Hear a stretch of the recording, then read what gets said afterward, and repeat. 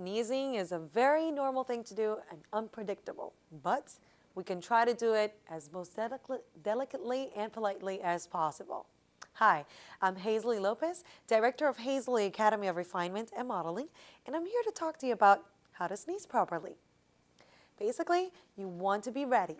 If you know you have a cold, make sure you have some tissues on hand, and that's going to definitely help you control when that time comes in.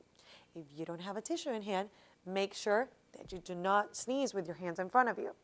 That's going to open more the fact that you're going to be sharing your germs with other people. If you sneeze with your hands in your mouth, then you're going to be touching everything, and that can spread the cold and germs to everybody else.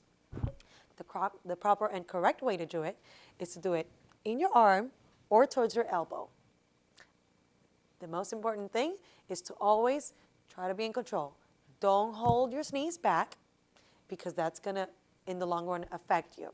So just go ahead and make sure that you do it as quietly and nice as possible, in a very nice and polite way. And after all, don't worry about it. It's understandable. It's natural. I'm Hazely Lopez, Director of Hazely Academy of Refinement and Modeling. And remember, just be yourself.